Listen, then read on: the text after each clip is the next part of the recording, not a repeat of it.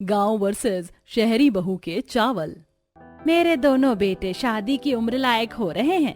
अब मुझे उन दोनों की शादी की चिंता होने लगी। समय के अनुसार उनकी शादी हो जाएगी तो मुझे थोड़ा सा आराम मिल जाएगा।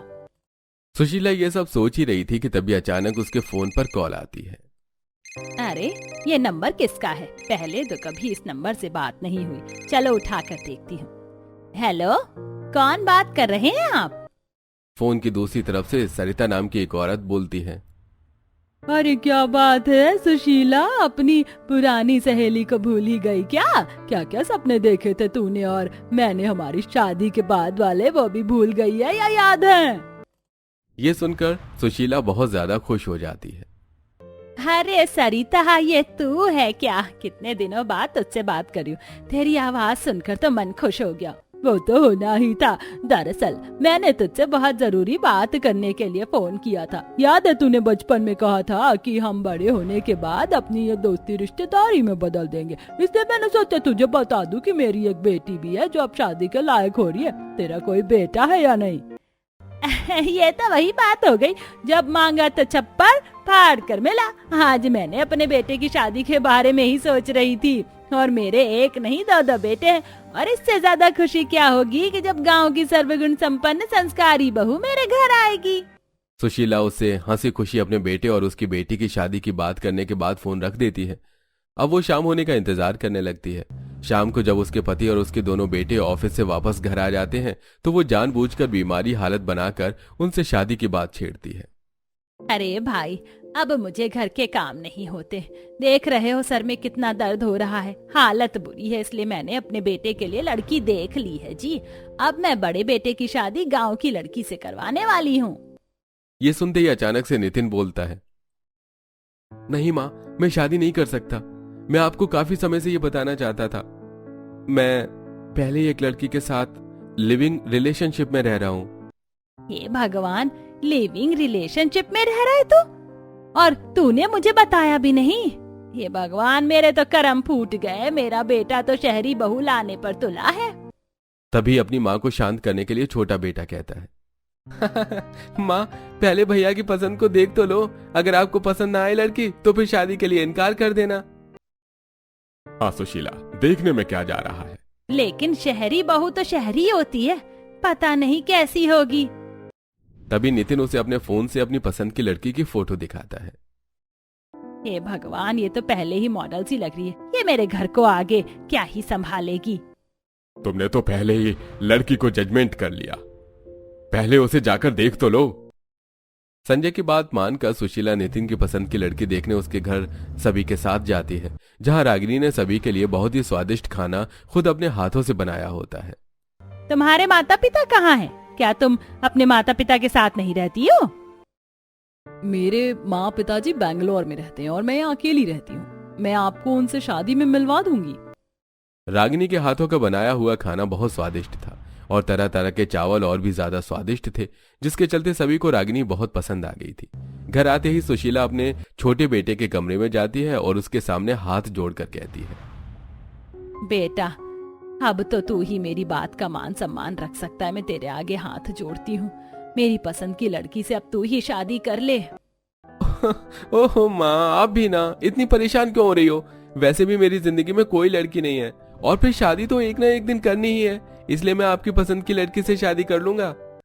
वो ये सुनते ही बहुत खुश हो जाती है।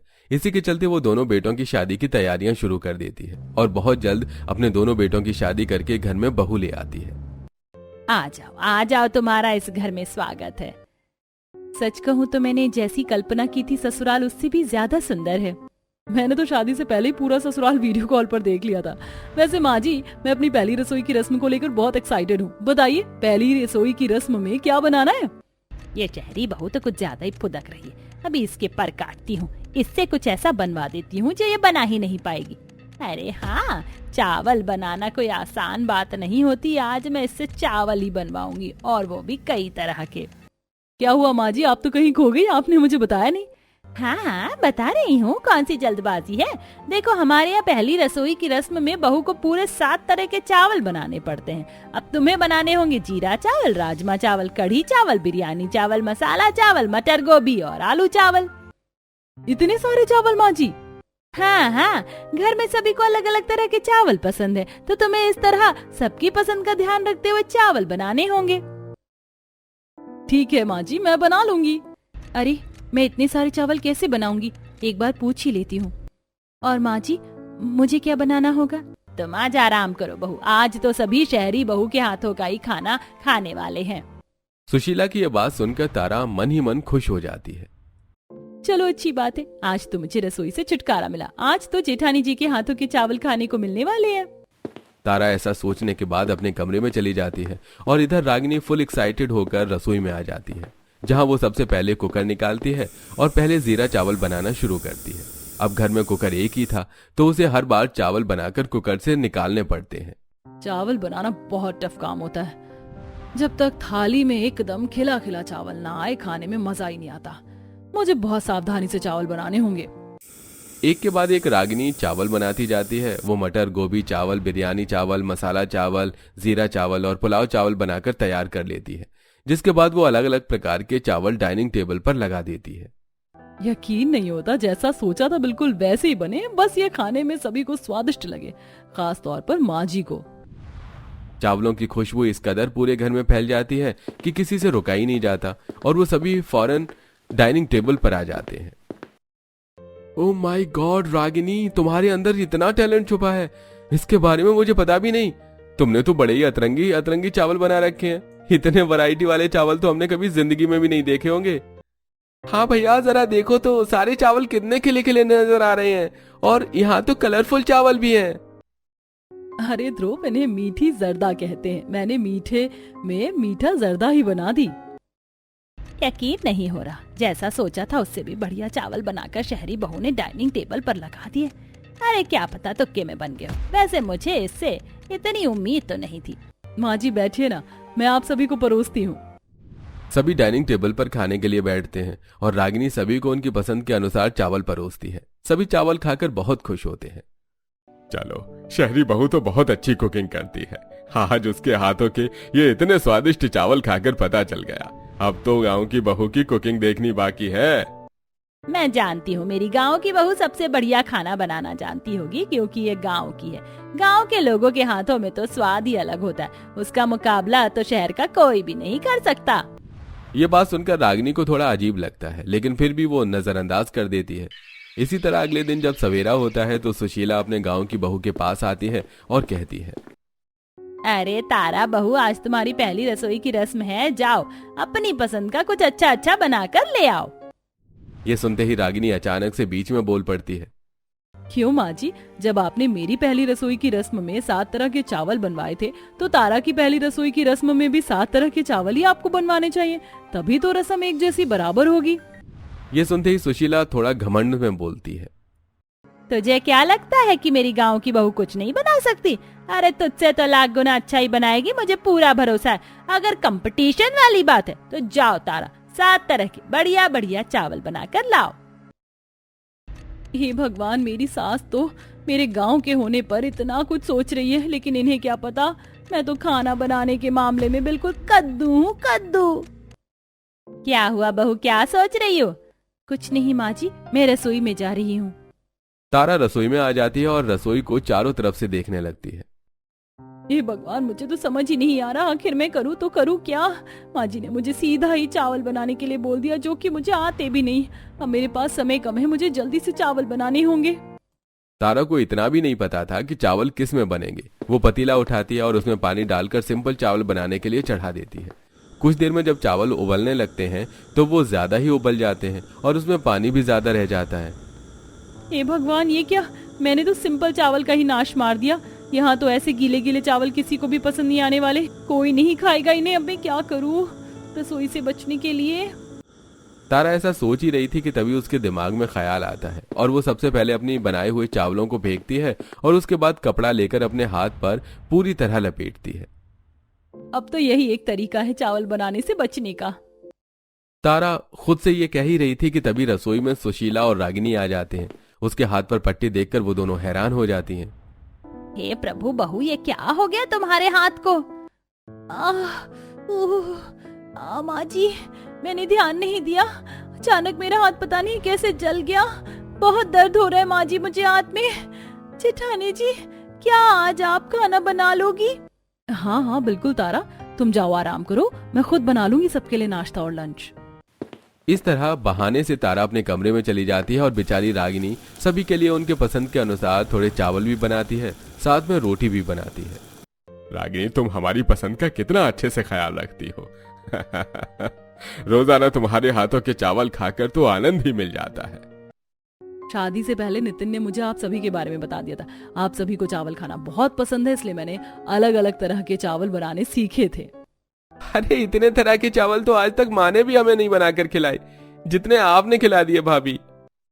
ध्रुव के मुंह से यह सब सुनकर सुशीला डाइनिंग टेबल पर बैठी हुई मुंह बना लेती है, लेकिन घर के बाकी सभी सदस्य बहुत खुश थे। वहीं तारा अपने मन ही मन सोचती है, अभी तो चलो कुछ समय निकाल ही लूंगी इस पट्टी का बहाना लगाकर, लेकिन एक ना एक दिन तो मुझे भी सभी को चावल बनाकर खिलाने पड़ेंगे, तब मेरा क्या होगा। तारा ऐसा सोचकर अपने दूसरे हाथ से खाती है। इसी तरह 3 से 4 दिन बीत जाते हैं और अब घर में खाना रागिनी ही बना रही थी। कुछ दिन बाद रागिनी जब तारा को उसके कमरे में उसके हाथ पर बिना पट्टी के देखती है तो बोल पड़ती है, अरे तारा, लगता है अब तुम्हारा हाथ ठीक हो गया है, तो क्यों ना आज तुम अपनी पहली रसोई की रस्म पूरी कर लो। अभी तक तुम्हारी पहली रसोई की रस्म भी नहीं हुई।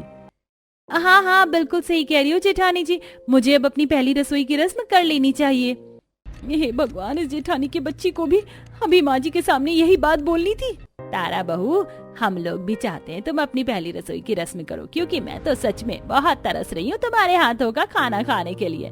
मैं जानती हूँ तुम गांव से हो और तुम्हारे हाथों का स्वाद ही बहुत अनोखा होगा।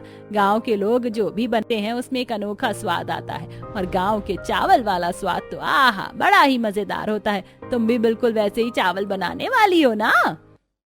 काश कि मैंने उस समय चावल क्या सब कुछ बनाना सीख लिया होता और माँ की बात पर गौर किया होता।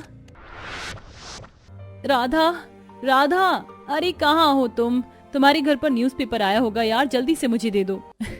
हे भगवान, इतना तो हमारे घर में इंतजार नहीं करते होंगे न्यूज़पेपर का जितना तुम करती हो। ये लो आज का न्यूज़पेपर।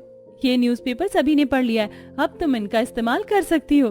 तुम्हारा बहुत शुक्रिया राधा, तुम तो जानती हो ना मेरे लिए न्यूज़पेपर कितना जरूरी है। ऐसा कहकर तारा न्यूज़पेपर घर ले आती है और उसके अंदर से मॉडल की तस्वीर काटकर अपनी एक एल्बम में चिपकाने लगती है, जिसे देखकर उसकी माँ कहती है, तारा, मैंने तुझे कितनी बार समझाया है तो इन सब चीजों में मत लगी रहा कर। अरे जब शादी हो जाएगी तो ये सब चीज काम नहीं आएगी। घर गृहस्थी चलाने के लिए खाना पकाना आना बहुत जरूरी होता है, और तेरे वही काम आएगा। काश मैंने उस समय ये पागलबंदी छोड़कर अपनी माँ की बात मान ली होती, तो आज मुझे ये दिन तो ना देखना पड़ता। क्या हुआ बहू, कौन सी गहरी सोच में पहुँच गई हो? अगर कोई दिक्कत है तो मुझे बताओ। नहीं माँ जी, कोई दिक्कत नहीं है, आज का खाना मैं ही बनाऊंगी। तारा ऐसा कहने के बाद रसोई में आ जाती है, जिसके बाद वो फिर से पतीला उठाती है और पतीले में सबसे पहले सिंपल चावल बनाती है। हर बार की तरह इस बार भी पतीले में पानी भी ज्यादा हो जाता है और चावल भी गीले रह जाते हैं। अरे ये क्या, ये चावल तो फिर से गीले गीले बन गए। कोई बात नहीं, शायद जो दूसरे बनाऊंगी वो ठीक से बनेंगे। अब तारा मटर वाले चावल बनाने की कोशिश करती है, लेकिन मटर वाले चावल में भी चावल तो सारे ही घुल जाते हैं और सिर्फ उसमें मटर ही मटर दिख रही होती है। ओहो, मुझसे तो ये चावल भी खराब हो गए, लेकिन मैं हार नहीं मानने वाली। मैं आज हर तरह के चावल बना कर ही रहूंगी। तारा एक एक करके सारे चावल बनाने की कोशिश करती है, लेकिन सभी चावल उससे खराब ही बनते हैं और बाहर सभी खाने का इंतजार कर रहे होते हैं। क्या बात है माँ, आज नाश्ता लंच सब लेट हो रहा है। रुक जा बेटा, मैं बहू को आवाज लगा कर कहती हूँ, जल्दी से बना कर ले आएगी। ऐसा बोलकर सुशीला बाहर से ही आवाज लगाती है, अरे बहू, तुम्हारे पति जेठ और तुम्हारे ससुर सब लेट हो रहे हैं, जल्दी से ले आओ। जी माँ जी, लेकर आ रही हूँ अभी। तारा हड़बड़ी में जो भी उससे जैसा भी बना होता है वो सारा डाइनिंग टेबल पर धीरे धीरे लगा देती है। जब सभी गीले गीले चावल देखते हैं तो हैरान हो जाते हैं। अरे तारा बहू, ये क्या, एक नहीं सातों के 7 तरह के चावल तुम्हारे गीले ही बने हैं। अरे चावलों में चावल कम पानी ज्यादा नजर आ रहा है, और कुछ चावल तो बहुत बुरी तरह से घुट गए हैं, बिल्कुल खिचड़ी की तरह। तारा बहू, क्या तुम्हें चावल भी बनाने नहीं आते? अपनी सास की कड़वी आवाज सुनते ही बेचारी तारा फूट फूट कर रोने लग जाती है और रोते हुए कहती है, माँ जी, मुझसे बहुत बड़ी गलती हो गई। शादी से पहले मैंने खाना बनाना सीखा ही नहीं था। मुझे तो चावल क्या, ये भी नहीं पता कि चावल बनते कैसे हैं। मुझे कुछ भी नहीं आता माँ जी, मुझे माफ कर दो माँ जी, मैंने आपकी उम्मीदों को तोड़ दिया।